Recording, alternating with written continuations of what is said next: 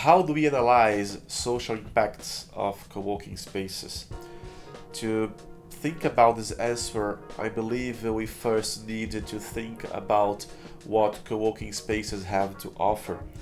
And very often, co working spaces are associated with the concept of third places, which is a concept coined by the American sociologist Ray Oldenburg back in the 80s.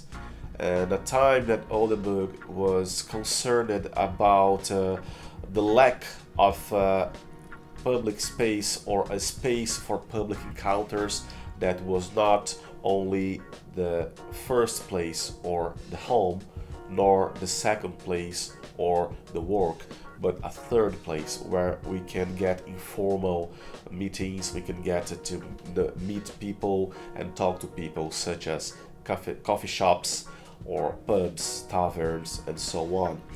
And then, how can we connect co-working spaces to third places?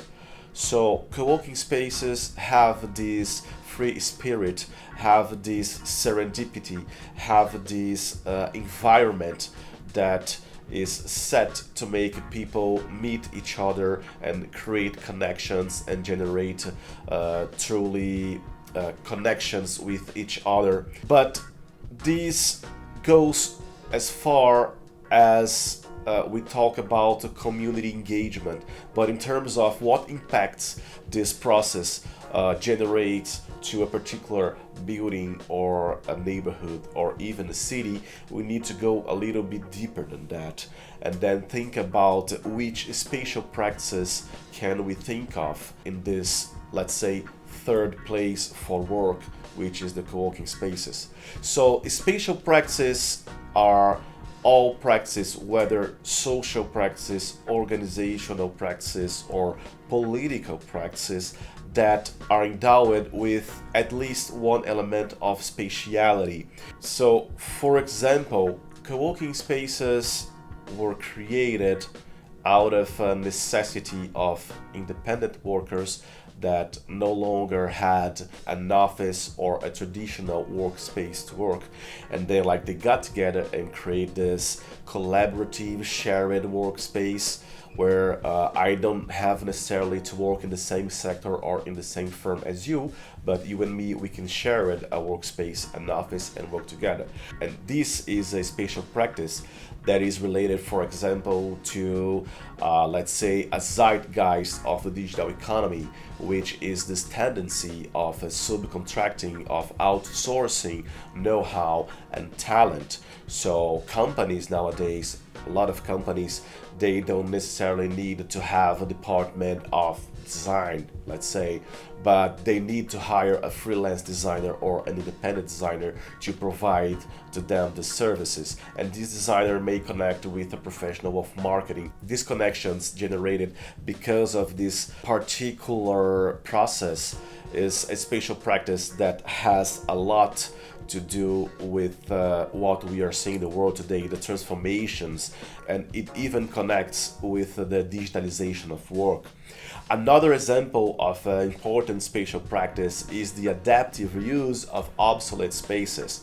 So, in this case, we have a lot of obsolete spaces throughout the cities, let's say old churches, deactivated manufacturings, and these buildings no longer serve to the purposes that they were created to. So they're like obsolete buildings, obsolete spaces. And then co-working space is a good practice that can regenerate and give a new use to these kind of buildings that are abandoned, or a lot of times they're just closed.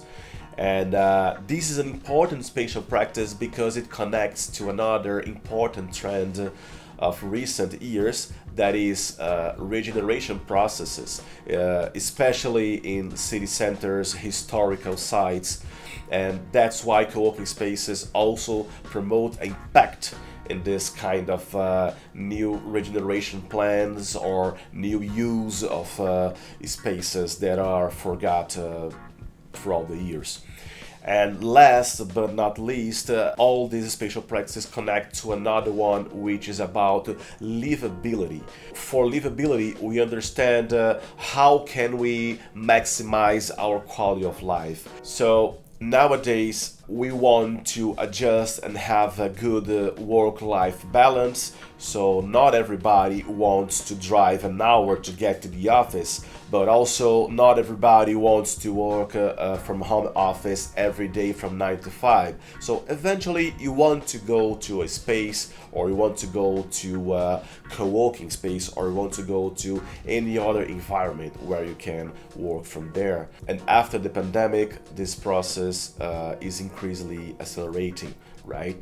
So I think that this quest for a better livability, for a better quality of life, and it really impacts how we are selecting the places we want to live and we want to work. So we have seen in recent years, and especially after the pandemic, co-working spaces being open not only in historical sites or downtowns or business areas, but also outside of cities, in suburbs, in rural areas, even in smaller towns that a few years ago wouldn't even have a demand for having a co-working space.